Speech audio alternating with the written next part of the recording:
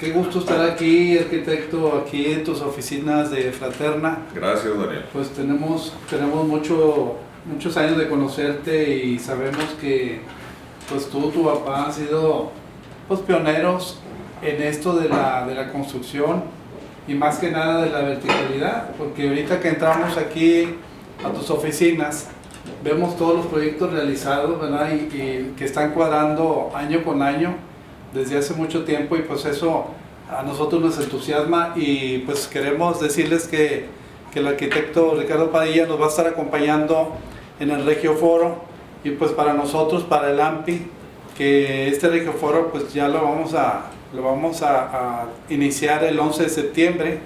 Nos va a estar acompañando ahí el arquitecto Ricardo Padilla en un evento que va a ser un panel donde van a estar puros expertos, y los expertos nos van a hablar de lo que es la verticalidad. Pues nosotros, los regios, podemos decir que pues en Monterrey siempre se ha vivido en un sistema de vivienda diferente, residencial, de jardines, todo eso, pero ellos nos traen algo nuevo y que es bien interesante, y que yo creo que hasta los millennials lo han sabido aprovechar, ¿verdad? Claro. Entonces pues nos da gusto aquí, vamos a platicar tantito con el arquitecto Ricardo Padilla.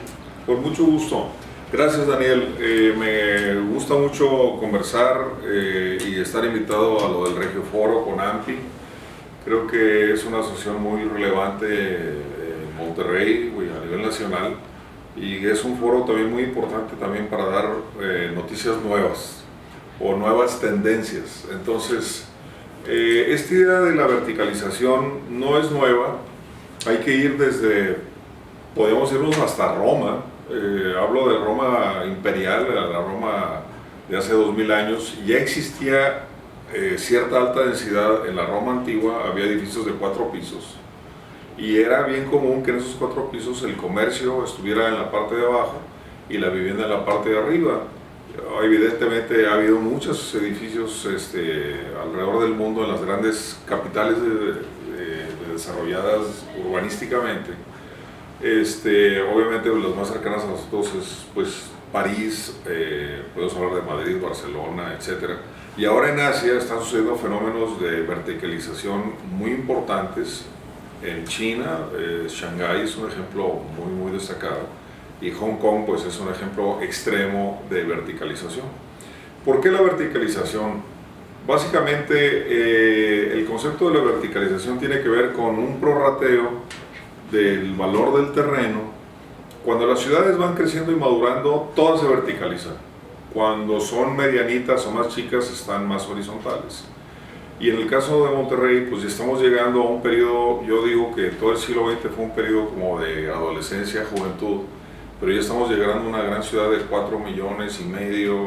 Hay gente que hasta habla que ya tenemos 5 millones. Y vamos, para bien y para mal, la tendencia de crecimiento de la ciudad de Monterrey va subiendo, más que por un impulso demográfico interno de autocrecimiento, nacimientos, reproducción. Hay mucha migración.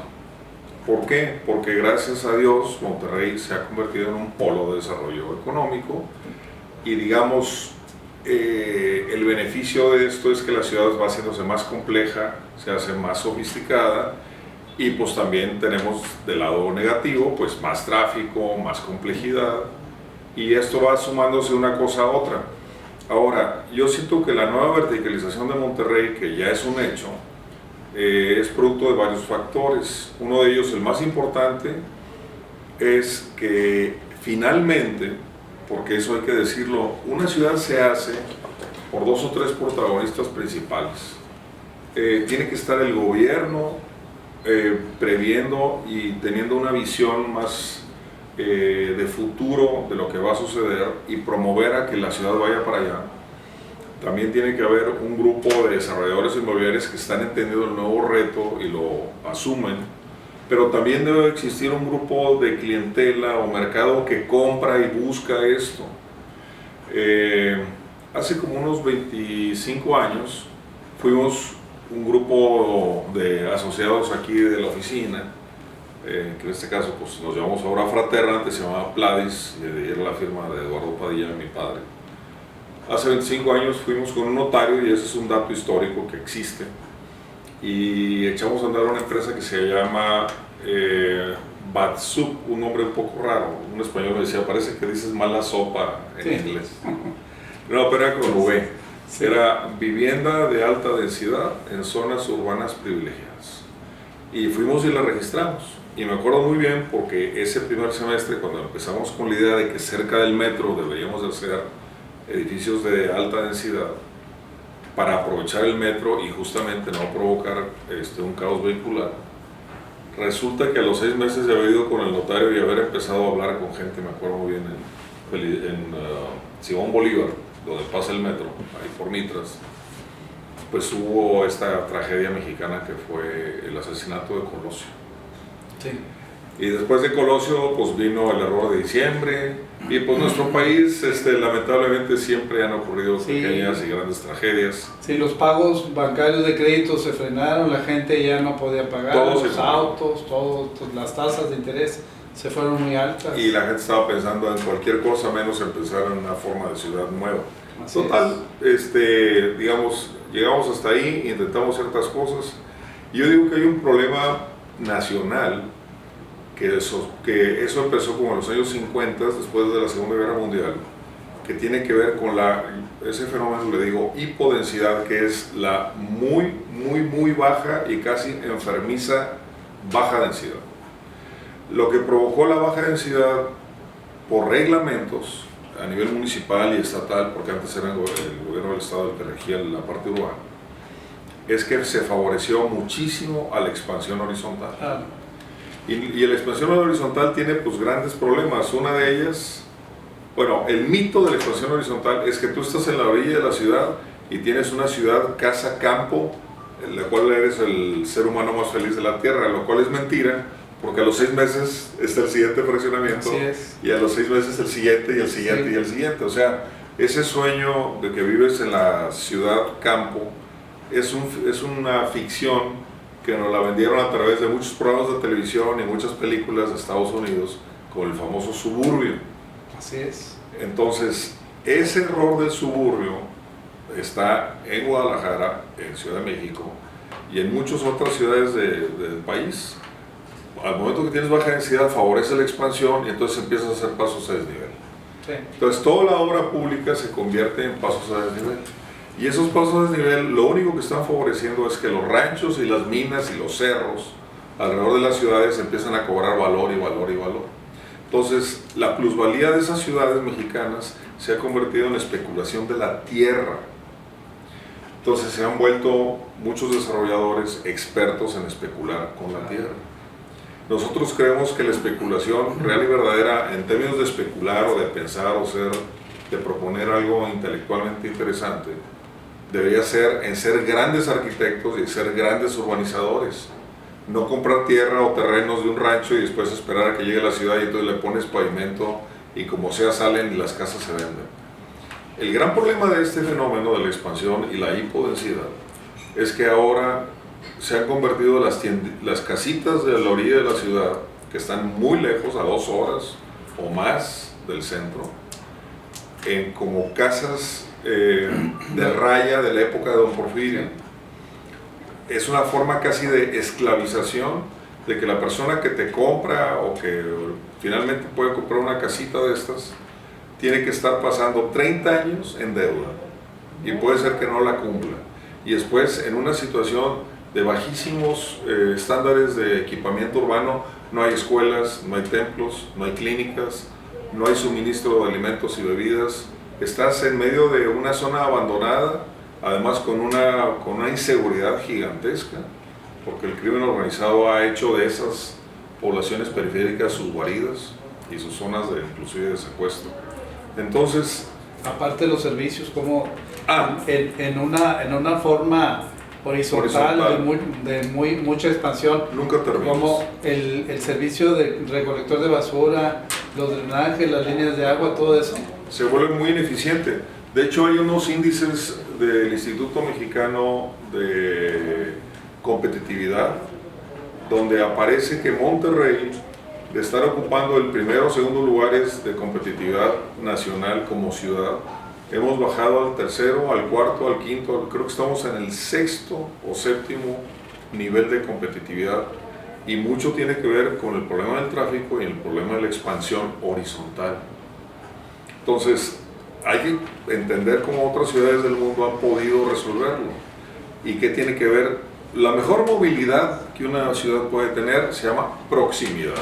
No es ni el metro, ni la ecovía, ni ningún otro sistema de Uber, ni de transporte en helicóptero.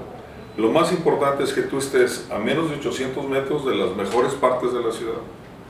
Entonces, esto que se ha hecho ahora, el DOT, que no sé si lo conozcan, pero es un tema muy relevante, el DOT creo que ha sido una de las más grandes e importantes ideas que se han hecho en el urbanismo de la ciudad. Son los desarrollos orientados al transporte.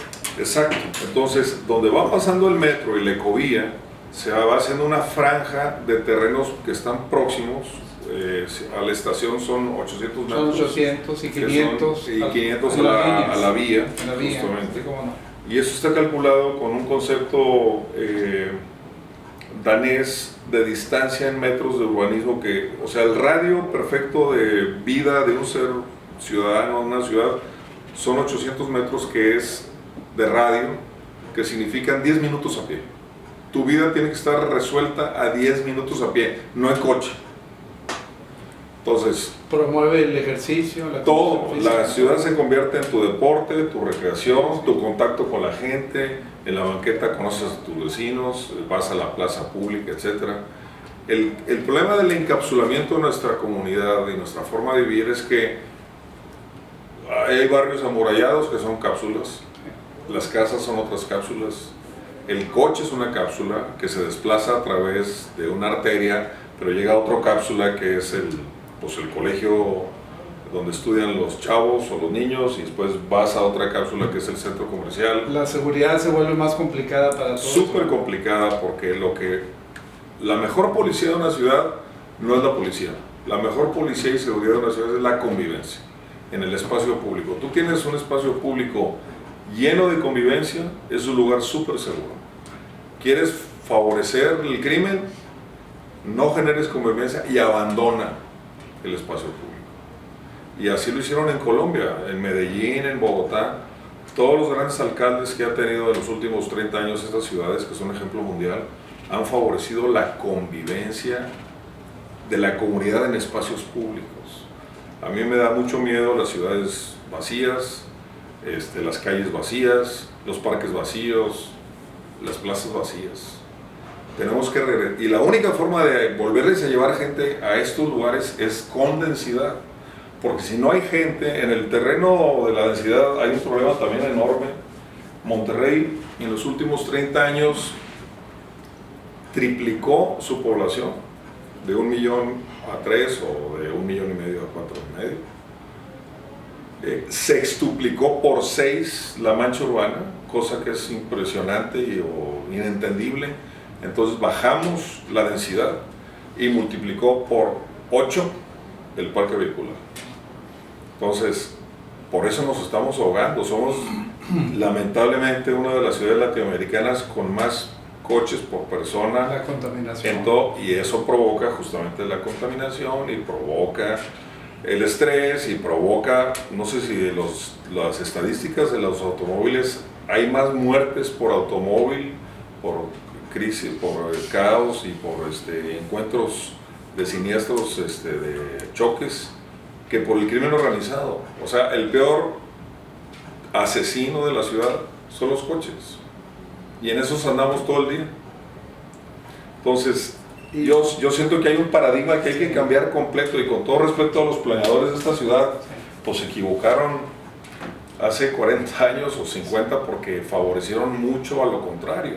Así es. Yo leo en muchas ciudades de México y Monterrey, más que ninguna otra, que hubo un impulso, vamos a decir, extraño y casual entre las marcas de automóviles, las empresas norteamericanas y los fondos internacionales apoyando los pasos a desnivel. Todo se conjuntó, Sí. casualmente. Y ahora estamos viviendo en la ciudad que estamos viviendo. ¿Y cómo le hacen las grandes ciudades, incluyendo la Ciudad de México, Y las grandes ciudades del mundo, no sé, Madrid o Barcelona, ¿cómo le hace para tener tanta densidad y que vea las calles tan bien el tráfico, es muy los buena pregunta, vehículos? Daniel. Mira, hay unas estadísticas que tenemos ahí, yo las conseguí esas estadísticas a través de un amigo urbanista que vive en Melbourne, en Australia. Él hizo una comparativa mundial de todas las ciudades, metiendo qué tan densas y qué tan mixtas son. No hemos hablado de la mixtura de usos. Una ciudad mientras más densa y más mixta, va abatiendo el tráfico para abajo, el tráfico vehicular, porque la gente vive próxima. Entonces, si tú vives en una manzana que es como un barco, en ese barco tienes comida, tienes educación, tienes recreación, tienes restaurantes, tienes bares, o sea, tu vida casi la resuelves en una manzana. O si no es una manzana, es un barrio. O sea, no tienes que desplazarte kilómetros y kilómetros para ir a comprar un litro de leche y comprar pan y huevos.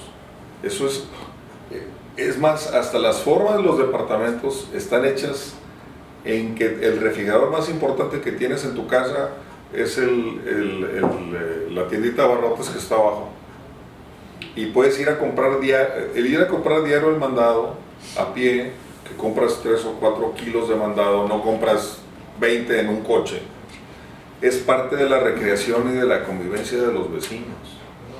Entonces la gente se conoce, ves a los niños, conoces a la gente joven, a la gente mayor, el viejito, el abuelito, que es una cosa bien grave. La gente de la tercera edad en estas ciudades que estamos haciendo sufre muchísimo. Todas las grandes ciudades del mundo, me acuerdo Beijing y en Tokio, los viejitos de las ciudades están en los parques, porque están a pie de sus parques. Aquí no hay nadie en los parques. Entonces, ¿qué quiere decir todo esto? Que gracias a Dios ya la ciudad llegó a una madurez en que va a ser ya lo está viviendo y yo les auguro que vamos a ver una ciudad casi irreconocible para la parte favorable en unos 10 o 15 años. ¿Por qué? Porque la gente joven se está dando cuenta muy rápido que nadie quiere ir a Cumbres Coahuila o Carretera Nacional Tamaulipas.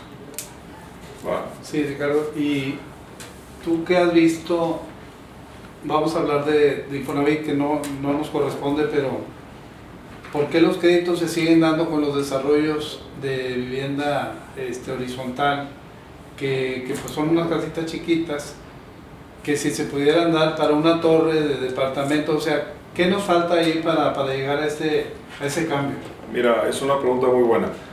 La gente los españoles inventaron una fórmula para la vivienda social que se llama vivienda protegida, así se le llamaba, o así se le llama. Esa vivienda protegida, número uno, está obligado el desarrollador inmobiliario que hace un barrio determinado para clase media o clase media alta, tiene la obligación que ahí, en ese barrio, va a haber vivienda protegida, dentro del mismo polígono. ¿Por qué? Porque esa vivienda protegida, que es para gente de nivel social más abajo, es justamente los empleados y los trabajadores que les van a ayudar a los demás a hacer su trabajo. O sea, lo tengo que decir, aquí nos ayuda a hacer la limpieza un señor que se llama Rubén, y yo he platicado con él varias veces. Se tiene que levantar a las 4:30 de la mañana para llegar aquí a las 8.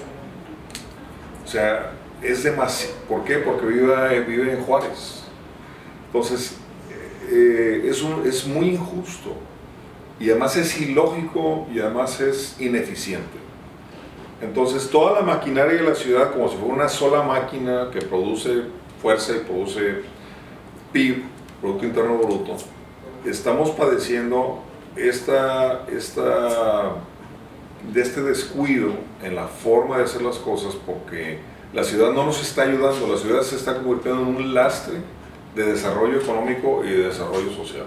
Entonces, la vivienda protegida en España, lo que hacen es, bueno, aquí vas a poner vivienda protegida y el gobierno te da un apoyo a fondo perdido. Como aquí se construyen los pasos a desnivel, allá se hace un apoyo a la vivienda protegida.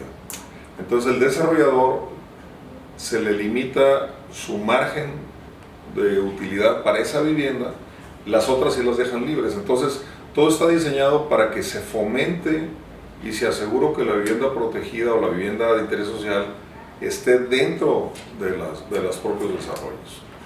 En Curitiba, en Brasil, por ejemplo, las grandes avenidas de Curitiba que tienen el Metrobús o Ecovía que llamamos aquí, allá le dicen BRT, esas grandes avenidas de Curitiba en Brasil que están llenas de edificios altos, adentro de los edificios altos tú le puedes dar 3 o 4 pisos más si pones vivienda de interés social.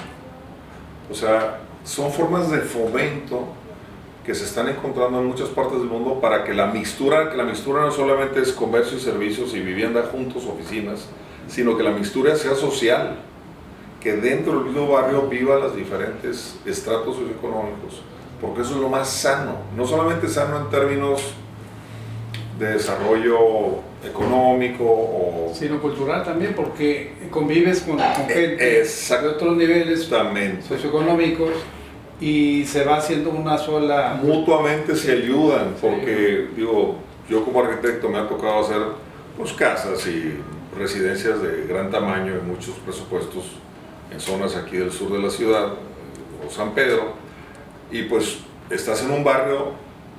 El problema de la dispersión es que ahora resulta que hay barrios para los súper ricos y nadie más, y después hay otras zonas para los medio ricos, y después otros para la clase media, y se va haciendo como una especie de cuadro de castas, donde nadie puede tratar con nadie más que de tu mismo rango social en ese momento histórico, lo cual es muy perverso porque no te incentiva como ser humano a querer crecer o a entender que el otro vive de una forma diferente, tienes que tener compasión o ayuda mutua. Sí. Se va disgregando. Uno de las flores negras de la perversidad de la baja densidad son estos cotos privados que están amurallados con caseta y control, y adentro viven un solo tipo de estrato socioeconómico. Eso es verdad, sociológicamente una equivocación enorme, porque los niños se maleducan, las mujeres, las esposas están peleándose, compitiendo entre ellas. O sea, en lugar de entender que la vida es diversa, como en un pueblito, es mucho más sano vivir en un pueblito como Parras o díganme el nombre que sea, que estar viviendo en estas especies como como jaulas artificiales del estrato socioeconómico que te toca. Y tienes que tener carro para ir a cualquier parte. O sea, los jóvenes no pueden salir porque a lo mejor el camión no está cerca. No pueden salir. Te obliga el coche y te obliga... Es más, ¿quieres ir a la escuela? Coche. ¿Quieres ir al club? Coche. ¿Quieres divertirte al cine? Coche. O sea, hay una adicción casi como si fuera una droga al automóvil, porque la forma de la ciudad te empuja a eso. Y eso nos pasa cuando estamos aquí, pero cuando salimos a viajar a París, a Berlín, nos vamos en el tranvía, gozas nos vamos todo en lo el demás. tren, nos vamos en el camión, nos vamos en todo tipo de transporte, ¿verdad? Y además es muy bonito que en la aventura de la vida, pues tener la posibilidad de tener un encuentro fortuito con alguien que nunca te imaginaste. Yo muchas veces le digo a la gente, dime cuándo en los últimos 15 años o 20 años has tenido un encuentro relevante para tu vida en la banqueta o en la plaza de tu ciudad. Nadie conoce a nadie, nadie se topa con nadie, no pasa nada. Y ese control excesivo se vuelve patológico. Por eso nosotros creemos en el centro, por eso estamos haciendo todos los proyectos en el centro. Somos de las pocas empresas que yo conozco inmobiliarias dedicadas exclusivamente a hacer edificios de usos mixtos, en el DOT, que es el desarrollo integrado del transporte, cercanos al metro, para jóvenes de clase media. Ricardo, ¿cuándo se consigue con el municipio, cómo se consigue o cuándo se consigue cambiar esa mentalidad de volver a revivir el centro? ¿Qué hicieron? Mira, muchos años nos hemos tardado en esto y la verdad, hay que decirla, a quien honor merece, gracias a Margarita Arellanes, que fue el único alcalde que dejó y confió en un técnico capaz como fue Gabriel Todd, que le permitió hacer el DOT. Eso fue. Si hubiera sido, el problema de los políticos actuales es que tienen dos combinaciones tremendas: una gran ignorancia y una gran soberbia. Entonces, cuando tú juntas soberbia e ignorancia, ya no hay forma de salir. En el caso de Margarita, ella le dijo a Gabriel, tú proponlo. Y lo propuso, ella le dijo, yo te apoyo, y salió. También habíamos otros ayudando a que sucediera. Pero realmente, y es tan grave el ejemplo, digo, tan importante, por ejemplo, Guadalupe no lo ha adoptado. San Nicolás tampoco lo ha adoptado. ¿Por qué no lo han adoptado si está evidente que está funcionando? Ya a mí me tocó hacer un edificio bastante importante de $20 millones para una empresa manufacturera en San Nicolás. Bueno, me topé con pared porque resulta que el edificio tenía 4 pisos, pero rebasaba la altura de San Nicolás. Yo le decía al alcalde, pero explíquenme a quién se le ocurrió esa tontería, ¿por qué está topada la altura? Y estábamos en la avenida Rómulo Garza, que si ustedes se pasean por Rómulo Garza, pues es como una avenida de Beirut o de Líbano, o sea, que es una ciudad bombardeada, ¿no? Entre pollos y vulcanizadoras, o sea, ¿qué quieres proteger? ¿Por qué no puedes hacer la altura? ¿Qué personaje gris, en un momento gris, en un escritorio gris, se le ocurrió la idea de hacer una ciudad chaparra? ¿Como para qué? Así estamos, llenos de reglamentos absurdos. Y bueno, yo me ha tocado estar en muchos foros y les agradezco esta opción de estar con ustedes porque voy a volver a repetir un poco el credo de lo que debe ser el futuro de las ciudades. La Ciudad de México empezó antes que nosotros porque vinieron urbanistas y arquitectos de la ciudad de París, como por ejemplo Mario Pani, que estudió en la Academia de Artes de París, y vino con todas las ideas de París y empezó a hacer los grandes multifamiliares que fueron Benito Juárez, Tlatelolco. Mario Pani los inventó y lo dejaron hacer. Y realmente la Ciudad de México tiene pues, más avanzada que nosotros en el tema de los condominios. Aquí lamentablemente el único ejemplo que además me da un poco de risa porque muchos inversionistas se acuerdan de él, del lado negativo, son los famosos condominios Constitución. El error de condominios Constitución no fue su concepto, ni su diseño, ni su planteamiento físico, que lo hizo el arquitecto Cortés Melo, que lo hizo bastante bien. El problema de esos edificios es que se constituyó desde el punto de vista legal mal y no fueron suficientemente rígidos como para exigir o dejar de darle servicios a las personas que dejaban de pagar la cuota condominal. Y se fue cayendo, y ahí sigue atorado. Es un nudo imposible de resolver porque las propiedades están con gente que no tiene la capacidad de pago y cada vez valen menos. O sea, es un ejemplo de minusvalía, año tras año, bajando el precio y emproblemados, cada vez están peor por un mal diseño jurídico. Y en una posición muy buena para la ciudad. No, ese sería el gran proyecto de cualquier gobernador, hacer eso una villa contemporánea en alta densidad de usos mixtos con un reglamento bien hecho. Se haría una cosa maravillosa y además incluir vivienda social ahí adentro. Ricardo, ¿y cómo nos puedes recomendar a la gente? Somos asesores. Sí. Estamos siempre, platicamos con mucha gente, nuestro trabajo es movernos por todas partes. ¿Qué nos podrías recomendar a nosotros que hiciéramos para promover todo este cambio? Bueno, primero que nada, yo creo que hay que informarnos. Yo creo que cualquier cambio en la vida empieza por la vida interior de cada quien. Yo le recomiendo a la gente del AMPI, a los asesores de Monterrey, hombres y mujeres que se dedican a esta labor muy importante, que se enteren de lo que está pasando a nivel mundial. acaba de salir en National Geographic una revista genial que habla de las ciudades del mundo, que se las recomiendo ampliamente. Nosotros fuimos a comprar 100 ejemplares y se los regalamos a todos nuestros inversionistas, inclusive las autoridades, que también, con todo respeto, hay gente, unas que tienen muy buen talento, pero otras que son tremendamente ignorantes y muy soberbias, que necesitan cambiar a favor del nuevo. O sea, la pasión por la ciudad, precisamente, y como tú lo comentaste, pues llevamos 60 años de trayectoria. Llevamos 60 años de trayectoria de diseño y construcción en esta oficina. Y mi padre muchas veces nos inculcó, o sea, en nuestra casa se hablaba en la comida de la ciudad. Ese era el tema. Entonces, yo, francamente, y lo digo porque así va a ser, yo voy a terminar mis días haciendo lo que estoy haciendo. O sea, no tengo opción de convertirme en otra cosa, y menos a la edad que uno tiene. Realmente nos apasiona la cuestión de la ciudad y sentimos que hemos sido muy privilegiados porque el sueño se está convirtiendo en realidad. Eso no tiene precio. No tiene precio.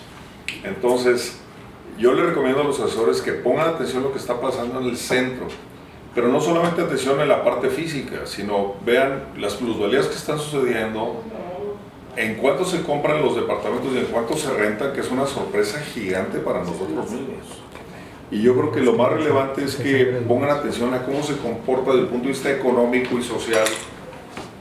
Hay muchos, o sea, yo creo que cada edificio es un laboratorio, que vale la pena, hay que tomarnos algo, ¿no? Hay que tomar algo de refresco, Una pausa. Para eso se trajeron. Buenas tardes. Buenas tardes, arquitecto. Sí, pásale. Perdón la tardanza, pero Sí. yo no sé si había accidente en Venus. La influencia norteamericana no ha sido la mejor guía para nuestras ciudades.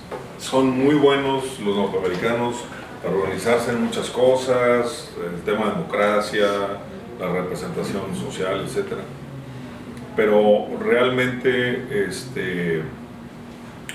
ellos han caído en su propio juego, y más los tejanos, porque cuando vas a San Francisco es otra forma de ciudad, cuando vas a Boston es otra forma de ciudad, cuando vas a Nueva York es otra forma de ciudad. Sí, nada más que en Nueva York está todo centralizado en un nivel muy alto, y sales a los suburbios y te das cuenta de ese apartamento, no sé cómo decirlo, segregación de esa social. segregación.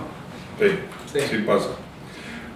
Pero Nueva York es una ciudad que funciona, pues digo, hay que decirlo, es la capital mundial hoy por hoy, digamos. Es la gran urbe de anhelo y de los sueños y de la invención y del talento. Una de los grandes temas de las ciudades es la producción de talento, la retención del talento y la atracción del talento. Si una ciudad no puede producir, retener y atraer talento, es una ciudad que eventualmente va a morir, porque el talento es lo que produce la creatividad y las nuevas industrias, los nuevos negocios, las nuevas ideas, o sea, lo floreciente. Los Medici en su momento en Florencia, les explotó esa creatividad en su propia ciudad, porque ellos promovieron con sus recursos económicos, pues, el renacimiento del mundo occidental, por lo menos. Y eso, pues, hace que las ciudades tengan que sean una fuente de ideas y una fuente de innovación fantástica. San Francisco es la nueva Florencia de hoy. En toda la zona esa de Palo Alto y el Silicon Valley y todo Sí, eso. Si tú sumas la cantidad de, por decir, clientes del mundo que están en el Silicon Valley, estás hablando de 3/4 de la población mundial son clientes de ellos. O sea, es algo que no se puede ni... cuesta trabajo concebirlo. Sí.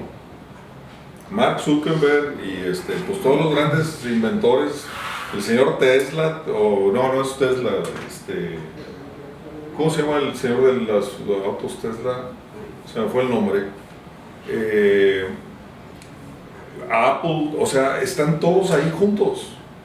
tienen dominado, por decir, o no han dominado, tienen hipnotizado el mundo. Así es, enamorado. Enamorado, exactamente.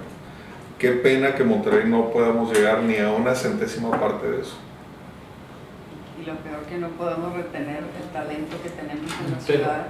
Pero fíjate, Ricardo, somos, bueno, yo así lo veo y lo leemos en todos lados. Monterrey es una de las mejores ciudades del país. Tenemos el mayor progreso. A nosotros como asesores de bienes raíces, la gente nos pregunta en qué pueden invertir. Tú también como constructor, la gente, los inversionistas se te acercan y te preguntan en qué se puede invertir. Y la gente también ha tenido un poco de preocupación, porque también incluimos en estas conferencias a un economista que nos hable de lo que es la cuarta transformación. ¿Ok? Pero yo te quería comentar, la gente dice, oye, es que cómo empezó el año y todo eso. Pero si te fijas en las estadísticas y en los números a cómo vamos ahorita, nomás vámonos a Infonavit. Pues Monterrey ha sido el que ha tenido la mayor colocación de créditos en lo que va de este año hasta la fecha.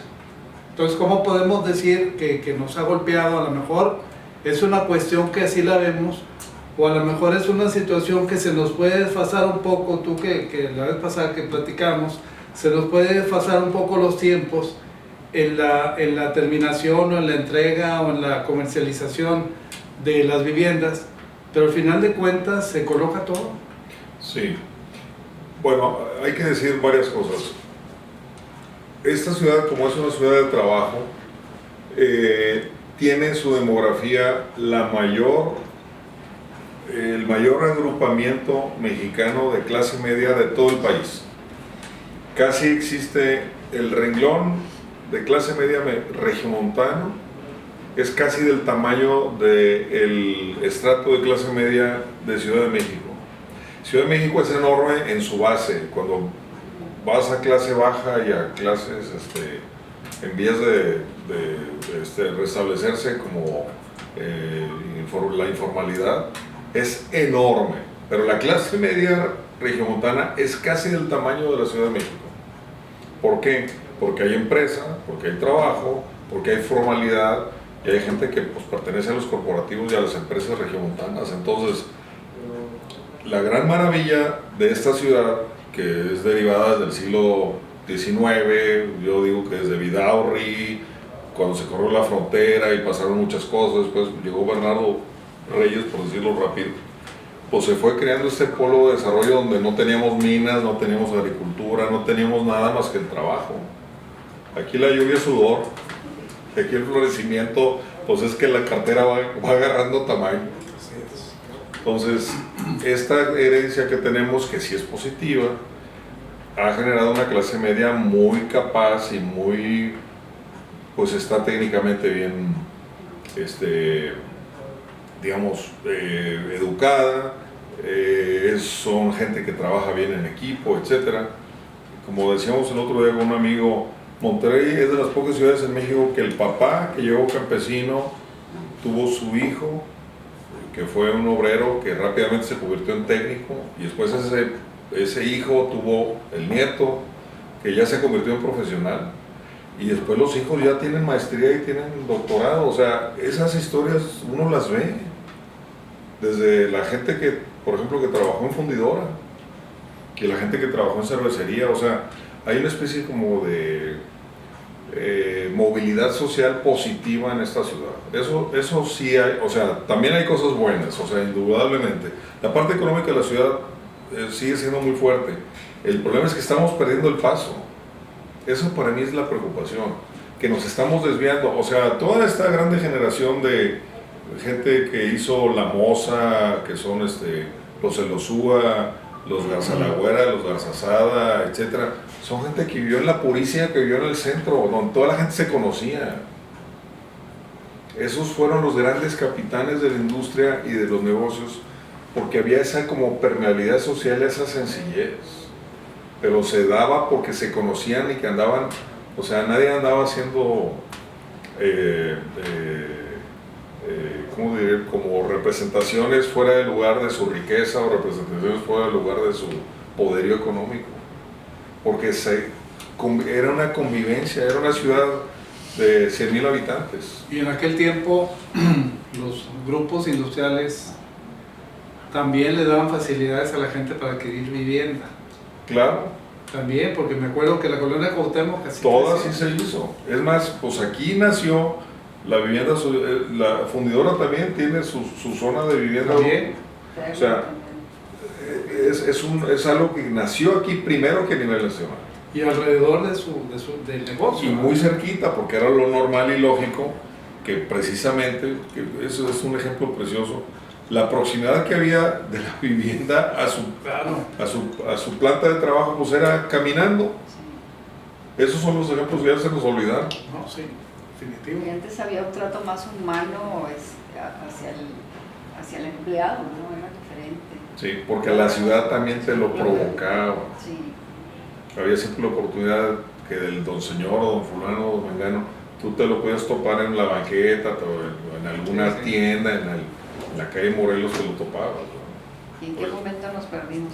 Pues en esta dispersión. ¿En qué momento nos En perdimos? Barcelona, el Paseo de Gracia, Sí, como el Paseo de Gracia es la calle más importante en términos de tiendas de calidad y vivienda.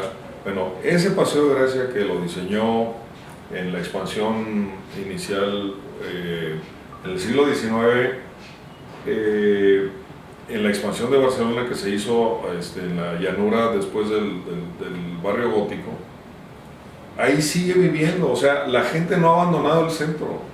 Las grandes familias de Barcelona siguen en el centro. Aquí todo el mundo abandonó el centro. No hay nadie en el centro. Pero porque la proyección desde un principio así se hizo. Aquí lo que sucede es que en una zona residencial empieza a cambiar los frentes, se hacen comerciales, se cambian las calles, pero es por la proyección, porque si se hubiera hecho desde un principio, oye, pues aquí van a estar los negocios, los comercios desde un principio. Sí. No que hubieras hecho todo residencial y luego lo estás cambiando. Sí, no hubo la visión, y yo creo que ha habido una influencia tremenda de Estados Unidos en general, de Texas más en lo particular, y de San Antonio específicamente, es como la ciudad alterna de Monterrey. Todo lo que pasa en San Antonio, a los 10 o 15 años llega para acá. Por eso le comento que estamos más influenciados por Estados Unidos. Pero sobre todo Tejano y San Antonio. Inclusive hasta el proyecto del río, pues es medio de risa que después lo venimos repitiendo a los 20 años. O sea, estamos siempre en la saga. Y lamentablemente San Antonio es un ejemplo de ciudad dispersa ahorita con el Solterra y esas cosas que están y siguen el primer loop, el segundo loop, tercer loop. Sí. No es el ejemplo a seguir. Como que esa fue la solución, ¿no? Poner diferentes círculos alrededor del centro. Y todo radial al centro y abandonando el centro. La verdad es que yo siento que en Monterrey estamos en muy buen momento de rectificar las mejores prácticas, darles fuerza, y las prácticas nocivas o no adecuadas, pues detenerlas. Todas las grandes desarrolladoras de vivienda o minicasitas, por lo menos a nivel nacional, estuvieron el sexenio pasado pues tronando estas viviendas Geo, Urbi y todas estas, no pudieron continuar. Y de hecho, lo que yo veo en el caso de esta nueva momento histórico del sexenio actual con López Obrador, están queriendo mantener esta idea de no promover la ciudad dispersa. Yo lo veo en sus planteamientos. Entonces yo siento que porque no lo dijimos, una dispersión formidable que ocurrió fue en los 90s con Carlos Salinas de Gortari cuando permitió la venta del ejido. El ejido tenía controlada la ciudad, no podías vender el ejido ya colindante. Y Carlos Salinas de Gortari liberó la posibilidad de comprar los ejidos o vender los ejidos, y se hizo una cosa súper equivocada. Se expandió. En Guadalajara, las mejores tierras del mejor cultivo de maíz casi de México. Paucotlán, por aquel lado. Exactamente. Sí. Ahora está todo pavimentado y ya no hay concreto. Aquí también la Hacienda del Canadá, También. toda esa zona que era el límite perfecto, sendero o el sendero norte, ahí empezaba toda la parte agrícola. Era la siembra, yo me acuerdo cuando era niña. Sí. ¿Qué quedó? ¿Qué quedó de eso? Todo es asfalto y concreto. Las mejores tierras de Monterrey echadas a perder por la urbanización. En lugar de habernos quedado más ajustados, levantar la ciudad y dejar, porque hasta el tema de la cuestión agrícola, un tomate que uno compra, una cebolla, lo que quieras, son kilómetros y kilómetros, y, o sea, pesa más en una manzana los litros de diésel y gasolina ¿Cierto?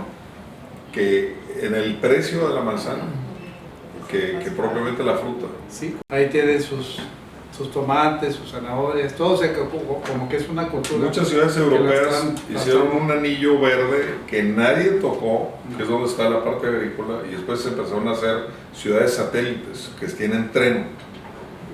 Y de esa forma entonces la ciudad puede tener su provisión de alimentos. En la Segunda Guerra Mundial sufrieron mucho las ciudades europeas porque las que no estaban planeadas así, literalmente se estaban muriendo de hambre. Así es. Pero hablando de lo que es el tren y las vías, ¿no crees que nos falta todavía aquí un transporte diferente al camión? O sea, más el metro o más de otro tipo de transporte, porque como hablábamos ahorita de estas zonas donde la gente necesita su jardinero, a la señora que le va a trabajar a la casa, al plomero, a lo que sea, pero no se llega tan fácil, hay partes donde es batallas para llegar. Muy difícil, muy difícil. Y hay un descuido gigante, no solamente en transporte público, sino inclusive en las propias banquetas. Las peores banquetas de Monterrey no es el centro, las peores banquetas de Monterrey están en Valle Oriente. No hay banquetas, tienes que caminar por el asfalto. ¿Por qué? Porque hay tanto descuido. O sea, si no estás atendiendo desde de la edad, por ejemplo, hay un urbanista muy famoso, se llama Gil Peñalosa, que es hermano del alcalde actual de Bogotá. Él dice, las ciudades tienen que hacerse dice 880. Si una ciudad funciona para una niña y un niño de 8 años, y para una señora o un señor de 80 años, ya tiene la ciudad perfecta. Pero si no funciona para un niño, no funciona para un anciano de 80, es que estás bien mal. Entonces, porque después los jóvenes o la gente que está tomando decisiones dicen, no, hombre, pasas corriendo o ahí te haces un lado y el coche no te atropella. Pues sí, porque pon a tu nieto, pon a tu hijo de 8 años ahí a ver cómo le va. Entonces, necesitamos estar pensando en la humanidad de la ciudad en esos términos, para niños de 8 años y para ancianos de 80 años. Si no estamos haciendo la ciudad así, pues estamos equivocados. Se está pensando más en cómo darle más acceso a más autos, o sea, Sí. amplía la avenida, o sea, Yo pensar en el peatón. me burlo un poco y la verdad me da un poco de... ¿cómo lo puedo decir? Tengo que sacarlo con sentido del humor para hacer un chiste. Pero el 99% de las personas, hombres y mujeres, que yo les pregunto por su ciudad de Monterrey, a los montanos y montanas que conozco, el 99%, la única opinión, el único tema y el único que pueden decir de la ciudad tiene que ver con la vialidad. No se les ocurre ninguna otra idea, no existe otra idea. No, arquitecto, y lo peor es que tenemos mala fama hasta con los europeos. Me Sí. tocó atender a una señora española que me dijo, oye Rosy, ¿qué tan cierto es que si voy en mi auto, mejor no ponga mi luz para indicar que voy a cambiar de carril porque no me van a hacer caso? Terrible. Y yo, qué pena. Terrible. Sí, el regiomontano y regiomontana se convierten en una especie de monstruo impensado cuando se sube al coche. Lo peor de egoísmo, lo peor de ganarle al otro, una competencia así desleal, pues es cuando la gente está acelerando y en el automóvil. No en balde tenemos el mayor índice de accidentes de México aquí. Ya se convierte hasta en un problema de salud.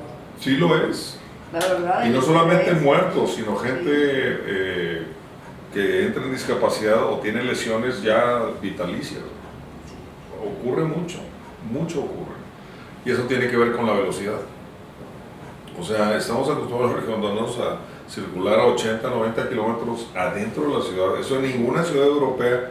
Mucha gente, cuando hablamos de Barcelona, Barcelona tiene, según mis cálculos, creo que la quinta parte de paso a desnivel que Monterrey. La quinta parte. No necesito. Si Monterrey tuviera la densidad de Barcelona, cabríamos en la octava parte de la ciudad. Y allá también algo que notamos es que no tienen semáforos, sino tienen una rotonda nada más. Sí, O sea, llega la un gente chavo enorme. y ya puede, casi no te paras, esperas a que el que tiene la preferencia es el que está dentro del círculo. Sí, que está girando. Y llegas y te acomodas, o sea, no hay semáforos. Sí. Esa ciudad es impresionante porque la diseñó un catalán, o sea, un barcelonés en su momento, porque estaban pensando traer a algún experto de París cuando se hizo este ensanche de Barcelona. Y no, finalmente la mejor idea fue de este urbanista catalán, y hicieron la ciudad de acuerdo a su idea, que son grandes ochavos. Las calles, el 50% de las calles son para la banqueta y la naturaleza. La mitad de la calle a eso está destinada.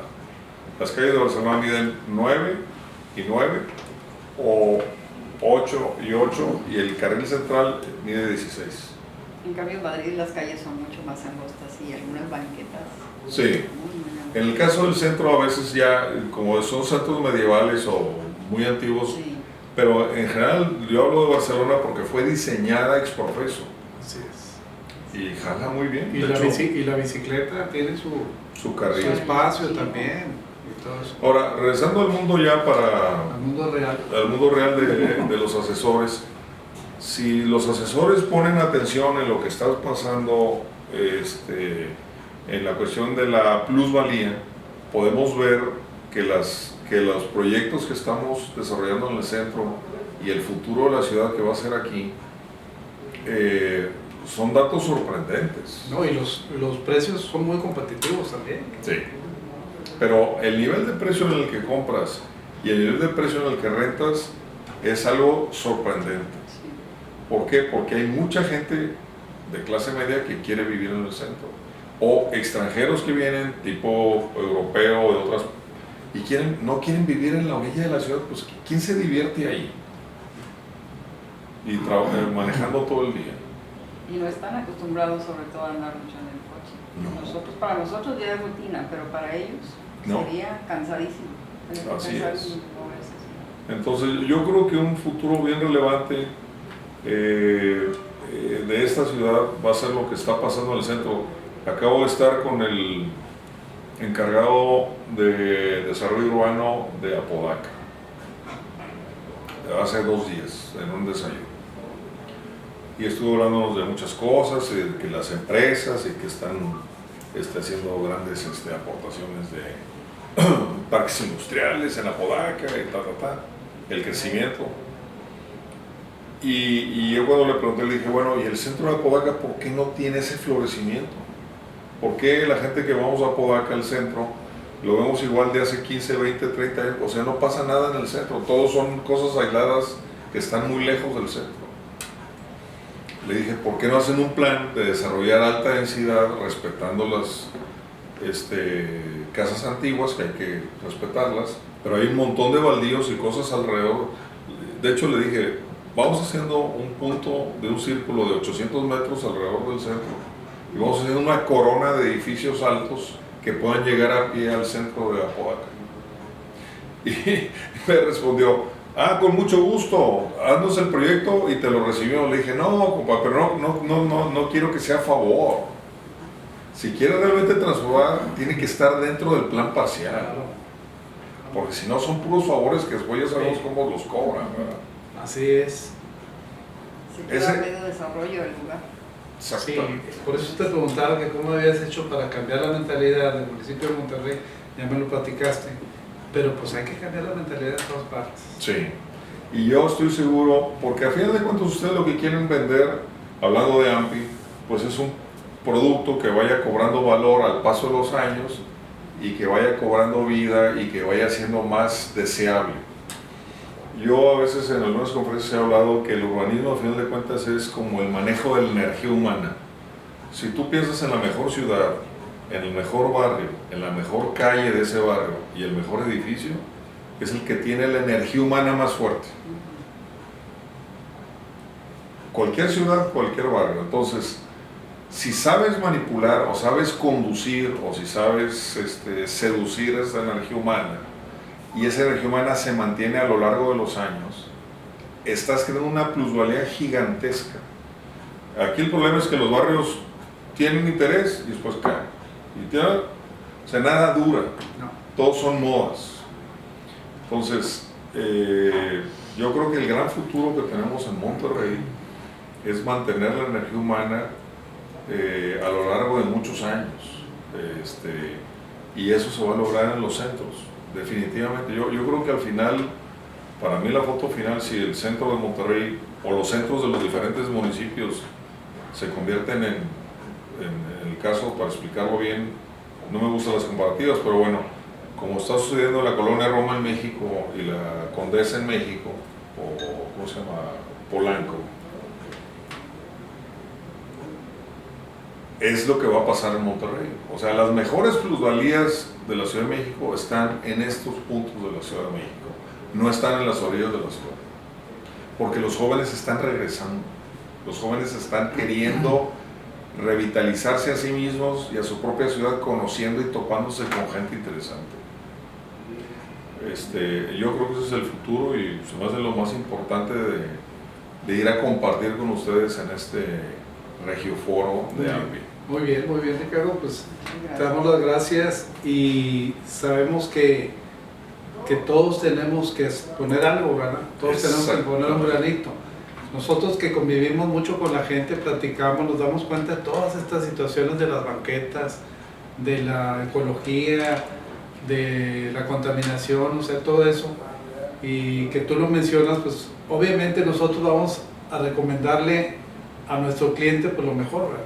Claro, para que a su vez los recomiende a ustedes. Así es, entonces pues te agradecemos mucho, aquí está Rosy. No, a mí me ha parecido súper interesante y sí, la verdad estoy muy de acuerdo con los puntos de vista que usted tiene, esa integración de familia que teníamos antes. Yo me acuerdo que cuando era niña, yo vivía en un barrio medio baja. Sí. El de enfrente tenía la casa bonita, yo jugaba con el de enfrente. Claro, y el de enfrente es lo me invitaba a normal. su casa, comía en su casa y no había esa segregación. Es lo normal, es lo sano. Y en la banqueta la gente se conocía, que no había la tradición esa preciosa de juntar a sacar las mecedoras por la banqueta. Sí. Así vivíamos.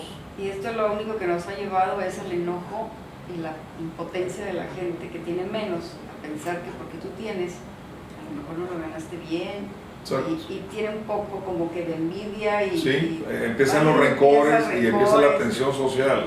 Sí. Y eso no le ayuda a Monterrey.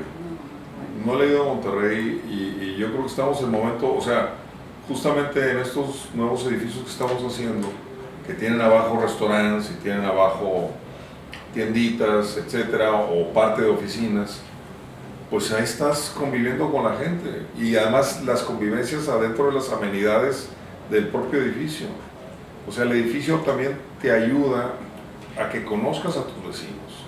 No es lo mismo un edificio de departamentos, de puros departamentos de lados donde nadie sabe, nada más entras la puerta y te acabó, a que tengas un lugar donde hay un asador, donde hay un jardín. En la pequeña comunidad de 100 departamentos o 80 departamentos que son la comunidad básica. Y por último, ya para terminar, yo estoy seguro que o sea, porque hay también una problemática, y yo lo he hecho muchas veces, te dicen, oye, es que están muy chicos los departamentos. ¿Qué más? No, están muy chicos. Ok. ¿Sabes cuánto mide tu departamento que quieres comprar? No, pues que mide 50, 60, 80 metros. ¿Y qué más? No, pues eso mide. ¿Y la cochera? Ah, bueno, pues sí, ese también súmaselo. Y el cuarto, el salón de eventos, súmaselo. Y el jardín, súmaselo. Y la alberquita, súmaselo. Y súmale esto y súmale otro. Terminas con una casa que originalmente eran 40, 50 metros. Resulta que la casa que estás comprando mide 250 metros. Así es. Ah, pero no es mía. Sí, es tuya. Claro que es tuya, pero bajo ciertas reglas. Y yo les digo, ok, tu sala es tuya. Dime cuántas veces la has usado en el último año.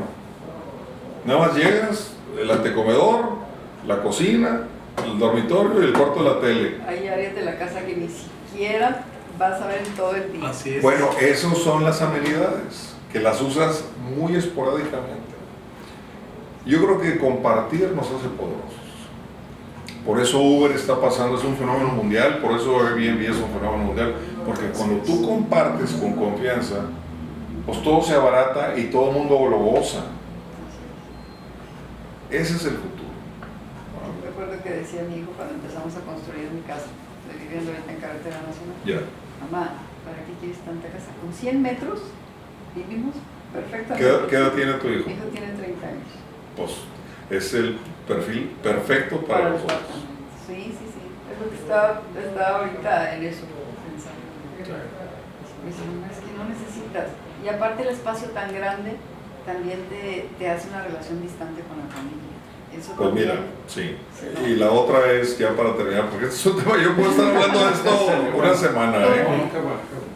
Si yo quiero hacerte un daño, Daniel, en plan económico, si aquí tuviera un botón mágico, si multiplico tu casa por 6 y tu jardín por 10, mañana estás sintiéndote pobre, porque no tienes forma de hacerle frente. O sea, todos tenemos nuestra capacidad de acuerdo a cómo vivimos, pero si tú lo multiplicas de golpe, eso te empobrece y te estresa. Dices, ¿ahora cómo voy a limpiar? ¿Y ahora cómo voy a...? Claro, entonces, es algo que no debemos de hacer. Como las cuerdas de guitarra, ni muy floja ni muy tensa, tiene que estar afinada. Así la vida de Lo que hombre. pasa con muchas colonias que hay aquí en Monterrey, la colonia Roma, Sí.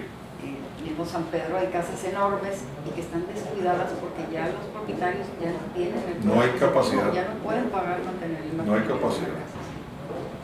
Bueno, pues ese es el futuro. Vamos a hablar del futuro.